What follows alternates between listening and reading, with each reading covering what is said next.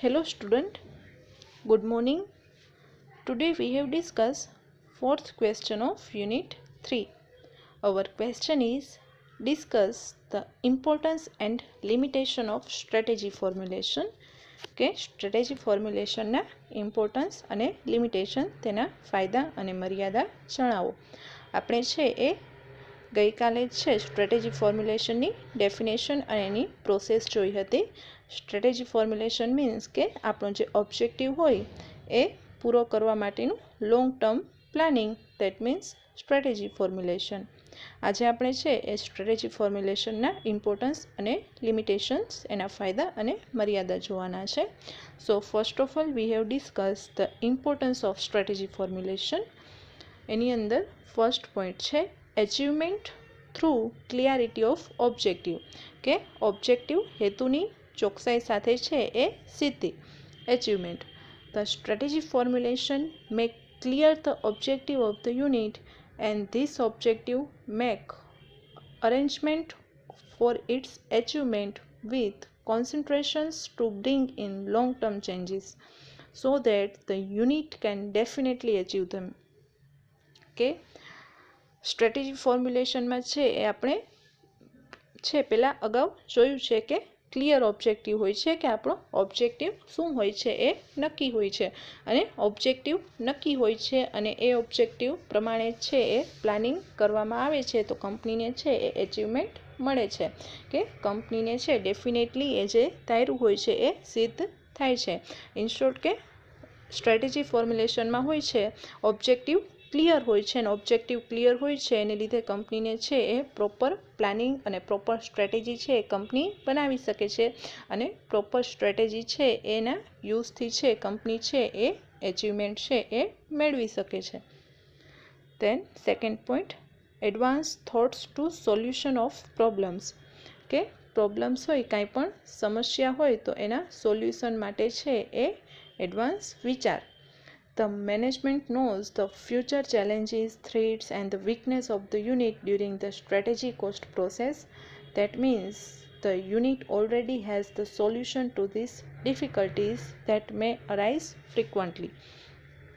કે આપણે અગાઉ જોયું હતું કે આપણે સ્ટ્રેટેજી છે બનાવી છે તો એમાં છે આપણી છે એ કઈ વીકનેસ છે, આપણી છે એ કઈ છે સ્ટ્રેન્થ છે, આપણી થ્રેટ્સ કેટલી છે, આપણી પાસે છે ફ્યુચરમાં કેવા ચેલેન્જીસ આવશે, આપણા જે એમ્પ્લોઈઝ છે એની પાસે છે એ કેટલી સ્કિલ છે, આપણી પાસે કેટલા રિસોર્સિસ ઉપલબ્ધ છે.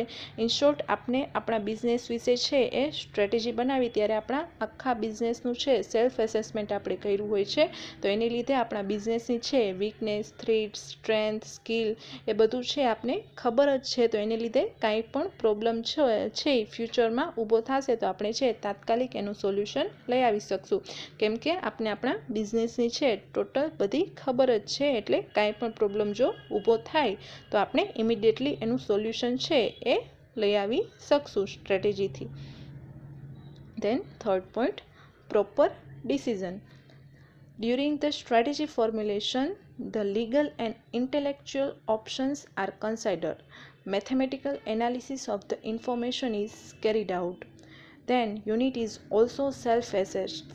કે આપણે સ્ટ્રેટેજી બનાવી છે તો સ્ટ્રેટેજી છે એક સિસ્ટમેટિકલી અને ઇન્ટેલેક્ચ્યુઅલ પ્રોસેસ છે, કે બૌદ્ધિક પ્રક્રિયા છે, કે એમાં છે એ મેથેમેટિકલ એનાલિસિસ, કે બધી ગણતરી કરીને એકદમ સિસ્ટમેટિકલી, અને ઇન્ટેલેક્ચ્યુઅલ દેટ મીન્સ બૌદ્ધિક કે એકદમ છે એ માઇન્ડ એમાં લગાવીને છે આપણે સ્ટ્રેટેજી બનાવી હોય છે, અને પાછું આપણા બિઝનેસનું આપણે સેલ્ફ એસેસમેન્ટ પણ કર્યું હોય છે.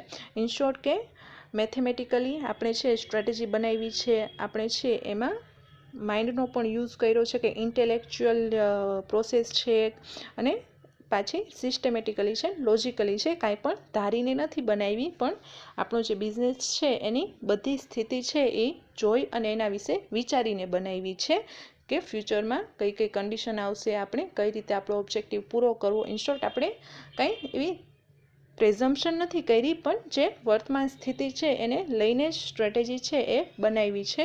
તો એને લીધે છે આપણે પ્રોપર ડિસિઝન છે એ લઈ શકશું, કે ફ્યુચરમાં છે પ્રોપર ડિસિઝન આપણે કાંઈ પણ લઈ શકશું, કેમ કે આપણે ધારીને નથી બનાવ્યું, પણ આપણે બધી પરિસ્થિતિ છે એને જોઈને જ છે આપણે સ્ટ્રેટેજી બનાવી છે. તો એને લીધે આપણે ફ્યુચરમાં છે પ્રોપર ડિસિઝન લઈ શકશું. Than next point, limited scope of mistake, કે મિસ્ટેક ભૂલોને ઓછો અવકાશ. After complete assessment of objective, they are made clear during the strategy formulation.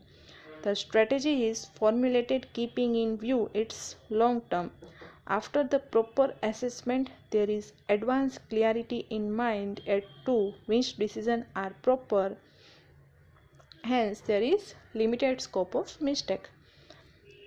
કે આપણે છે એ સ્ટ્રેટેજી છે એ બનાવી છે, તો આપણે છે એ સ્ટ્રેટેજી છે એ ઇમ્પ્લિમેન્ટેશન કરતાં પહેલાં છે આપણે એને જોઈ છે, આપણે આપણા આખા બિઝનેસનું છે એ સેલ્ફ એસેસમેન્ટ કર્યું છે. કાંઈ પણ આપણે એવા ચેન્જીસની જરૂર લાગે તો આપણે એ ચેન્જીસ કર્યા છે અહીંયા, અને પાછી નવી સ્ટ્રેટેજી છે એ ઇમ્પ્લિમેન્ટેશનમાં મૂકી છે.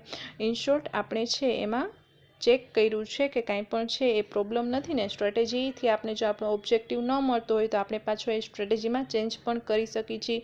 ઇન શોર્ટ સ્ટ્રેટેજીમાં છે એ મિસ્ટેક ભૂલ થવાની સંભાવના ઓછી રહે છે. Then next point, maximum utilization of resources, કે રિસોર્સિસનો maximum utilization, that means use, કે આપણી પાસે જે કાંઈ પણ સ્ત્રોતો હોય એનો વધુમાં વધુ ઉપયોગ. While formulating strategy, the resources and the capacity of the unit are assets, so that the strategy can be formulated for the best utilization of the resources. કે આપણે જ્યારે સ્ટ્રેટેજી બનાવી છે ત્યારે આપણે જોયું હતું કે આપણી પાસે કેટલા રિસોર્સિસ છે, કેટલા સ્ત્રોતો અવેલેબલ છે, આપણા એમ્પ્લોઈઝમાં કેટલી સ્કિલ છે. તો એને લીધે છે આપણી પાસે જે કાંઈ પણ રિસોર્સિસ છે હોય એનો આપણે મેક્સિમમ યુઝ છે એ કરી શકીએ છીએ. કે આપણે ખબર જ છે કે આપણી પાસે કેટલા રિસોર્સિસ અવેલેબલ છે, તો એ બધા રિસોર્સિસનો છે એ આપણે સ્ટ્રેટેજી દ્વારા પ્રોપર યુઝ કરી શકીએ છીએ. Then last point, awareness about weakness, કે વીકનેસ આપણી જે નબળાઈ હોય એના વિશે જાગૃતિ, awareness. With the help of self-assessment of the unit, the defect and weakness of the unit can be known during the strategy formulation, so that the management is aware about the weakness of the resources. કે આપણે છે જ્યારે strategy બનાવી છીએ તો strategy દ્વારા છે આપણે જાણી શકીએ છીએ કે આપણા બિઝનેસની વીકનેસ શું છે. એમનેમ છે સ્ટ્રેટેજી બનાવ્યા વગર છે આપણે ખબર ન પડે કે આપણી વીકનેસ શું છે આપણા બિઝનેસની. તો આપણે પ્રોપર સ્ટ્રેટેજી દ્વારા છે એ પણ જાણી શકીએ છીએ કે આપણા બિઝનેસની વીકનેસ, નબળાઈ શું છે, કયા કયા વીક પોઈન્ટ છે આપણા બિઝનેસમાં છે, અને આપણે એ જાણી અને એને દૂર કરવાના પ્રયત્નો કરી શકીએ છીએ. તો આ છે એ સ્ટ્રેટેજી ફોર્મ્યુલેશનના ઇમ્પોર્ટન્સ, એના ફાયદા હતા. Now we have discuss the limitations of strategy formulation, કે એની મર્યાદા, વ્યૂહરચનાની મર્યાદા. તો ફર્સ્ટ પોઈન્ટ છે authority oriented tendency of top management, કે ટોપ મેનેજમેન્ટ એની પાસે છે એ સત્તા છે, કે સ્ટ્રેટેજી ફોર્મ્યુલેશન કરવાની સત્તા છે એ ટોપ મેનેજમેન્ટ પાસે છે. The top management formulates the strategy for which it has complete authority. કે સ્ટ્રેટેજી છે એ ખાલી ટોપ મેનેજમેન્ટના વ્યક્તિઓ જ ડિસાઇડ કરી શકે છે. એમાં કાંઈ પણ ચેન્જીસ કરવા હોય કે કાંઈ પણ છે એ બદલાવ કરવા હોય તો એ છે ફક્ત છે એ ટોપ મેનેજમેન્ટમાં જે હોય એ જ કરી શકે છે. બાકી કાંઈ પણ છે એ વ્યક્તિઓને કે કાંઈ પણ થિયરિકલ પોઈન્ટ હોય, કાંઈ પણ છે એમ્પ્લોઈઝ એ લોકોને એમાં સામેલ કરવામાં આવતા નથી. ઇન શોર્ટ કે બધી સત્તા છે એ સ્ટ્રેટેજીમાં કાંઈ પણ ચેન્જીસ કરવાની, સ્ટ્રેટેજી બનાવવાની, એ બધી સત્તા છે ટોપ મેનેજમેન્ટમાં છે. બીજા કોઈ પણ વ્યક્તિઓના, એમ્પ્લોઈઝના વ્યૂઝ લેવામાં આવતા નથી, કે એ લોકોને કંઈ પૂછવામાં આવતું નથી કે તમને કાંઈ ચેન્જીસની આમાં જરૂર છે કે નહીં. જે ટોપ મેનેજમેન્ટ કરે એ જ થાય. ટોપ મેનેજમેન્ટ પાસે છે એ બધી ઓથોરિટી, સત્તા હોય છે. Second point, expensive process, that means ખર્ચાળ પ્રક્રિયા. time, labor and money, all the three things are extensively required in the process of strategy formulation. કે સ્ટ્રેટેજી ફોર્મ્યુલેશનની પ્રોસેસ છે તો એમાં સમય પણ જોઈ સ્ટ્રેટેજી ફોર્મ્યુલેશન કરવા માટે, મની પણ જોઈ, પૈસા પણ જોઈ. સ્ટ્રેટેજી ફોર્મ્યુલેશન છે એ ઇમ્પ્લિમેન્ટેશન કરવા માટે, સ્ટ્રેટેજી મુજબ કામ કરવા માટે છે એ લેબર પણ જોઈ. ઇન શોર્ટ કે સ્ટ્રેટેજી ફોર્મ્યુલેશન છે એ એક ખર્ચાળ પ્રક્રિયા છે કે એમાં ટાઈમ પણ જોઈ છે, પૈસા પણ જોઈ છે, બધું એન્વાયરમેન્ટ એનાલિસિસને કરવા માટે, બધી ઇન્ફોર્મેશન ભેગી કરવા માટે. પાછું સ્ટ્રેટેજીને ઇમ્પ્લિમેન્ટેશન એને અમલમાં મૂકવા માટે એમ્પ્લોઈઝ પણ જોઈ છે. એ દ્રષ્ટિએ છે એ સ્ટ્રેટેજી ફોર્મ્યુલેશન છે એ એક્સપેન્સિવ પ્રોસેસ છે. Then third point, delay in taking decision કે ડિસિઝન લેવામાં વિલંબ. Strategy formulation is the lengthy process. During the process, clarity of objectives, self-assessment, environment analysis, and its effect are required to be considered. This consumes long time and it's become the long-term process. કે strategy formulation કરવામાં છે પહેલાં આપણે objective નક્કી કરવો પડે છે, self assessment, બધું એન્વાયરમેન્ટ હોય છે, સોશિયલ, પોલિટિકલ્સ, એ બધા એન્વાયરમેન્ટને છે એ ધ્યાનમાં લેવા પડે છે, એની અસરને છે એ ધ્યાનમાં લેવી પડે છે. તો કાંઈ પણ ડિસિઝન લેવો હોય તો છે એ સ્ટ્રેટેજી ડિસાઇડ કરવામાં છે એ ઘણો બધો ટાઈમ લાગે છે કે બધા ફેક્ટરને છે એ ધ્યાનમાં લઈને પછી સ્ટ્રેટેજી બનાવવામાં આવે છે. તો કાંઈ પણ ડિસિઝન લેવામાં છે એ કેટલી વખત છે એ મોડું થતું હોય છે, કેમ કે સ્ટ્રેટેજીની પ્રોસેસ છે એ લાંબી છે. તો એને કારણે કાંઈ પણ ડિસિઝન આપણે લેવું હોય તો એમાં આપણે ટાઈમની જરૂર પડે છે. Then next point, potential damage means સંભવિત નુકસાન. The decision taken related to strategy in its formulation and accordingly the activities are fixed are generally without risk. Risky options are left out. That means the risky opportunities are not acceptable. The potential damage of unexpected factors is incurred. Okay.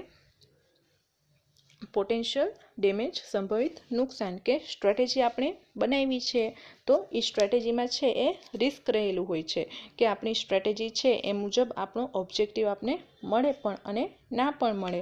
તો એ છે risk ફેક્ટરને ધ્યાનમાં જ લેવામાં આવતું નથી કે જો આપણે સ્ટ્રેટેજી મુજબ છે એ આપણે ઓબ્જેક્ટિવ ના મળ્યો, આપણે સ્ટ્રેટેજી બનાવી છે એમાં ચેન્જીસ કર્યા તો પણ આપણો છે આપણો જે કાંઈ પણ ઓબ્જેક્ટિવ ના મળ્યો તો આપણે એ સ્ટ્રેટેજી પાછળ જે કાંઈ પણ ખર્ચો કર્યો છે, આપણો જે કાંઈ પણ ટાઈમ લાગ્યો છે એ બધો છે એ વ્યર્થ જાય છે. તો એ પોટેન્શિયલ ડેમેજ છે કે કેટલી વખત છે સ્ટ્રેટેજી છે એ મુજબ આપણો ઓબ્જેક્ટિવ ના પણ મળે તો રિસ્ક ફેક્ટર છે સ્ટ્રેટેજીમાં કન્સિડર ન પણ કર્યું હોય તો એને લીધે છે એ આપણે ડેમેજ છે એ ભોગવવું પડે છે. Then last point, limitation of environment analysis કે એન્વાયરમેન્ટ એનાલિસિસ પર્યાવરણીય વિશ્લેષણની મર્યાદા. The most important factor in formulating strategy is to collect and analyze environment related information. If the information is incorrect, obviously its analysis would also go wrong. કે આપણે જે કાંઈ પણ environment analysis માટે જે કાંઈ પણ ઇન્ફોર્મેશન જોતી હોય કે પોલિટિકલ્સને લગતી, ગવર્મેન્ટને લગતી, કાંઈ પણ સોશિયલ કલ્ચરલ્સને લગતી ઇન્ફોર્મેશન, નેચરલ એન્વાયરમેન્ટને લગતી ઇન્ફોર્મેશન કે કાંઈ પણ ઇન્ફોર્મેશન આપણે છે મેળવી હોય એમાંથી જો કાંઈ પણ ઇન્ફોર્મેશન છે રોંગ, ખોટી હોય અને એને ધ્યાનમાં લઈને આપણે છે એ આપણું આખું છે પ્લાનિંગ તૈયાર કરી તો એ છે એ કેટલીક વખત છે એ ખોટી સ્ટ્રેટેજી સાબિત થાય છે. કે ફોર એક્ઝામ્પલ કે એન્વાયરમેન્ટને લગતા કાંઈ પણ ગવર્મેન્ટના રૂલ્સ એન્ડ રેગ્યુલેશન હોય એ ખોટા ધ્યાનમાં લઈને આપણે છે સ્ટ્રેટેજી બનાવી હોય તો એ સ્ટ્રેટેજીથી છે આપણો ઓબ્જેક્ટિવ છે એ પૂરો ન થાય. ઇન શોર્ટ, સ્ટ્રેટેજી ફોર્મ્યુલેશન કરતી વખતે ધ્યાનમાં રાખવાનું કે એન્વાયરમેન્ટ રિલેટેડ કાંઈ પણ ઇન્ફોર્મેશન હોય તો એ ચોક્કસ હોય, ખોટી ના હોય. જો એ ખોટી હોય તો સ્ટ્રેટેજી છે એ કાંઈ કામની રહેતી નથી. તો આ છે એની લિમિટેશન હતા સ્ટ્રેટેજી ફોર્મ્યુલેશનના.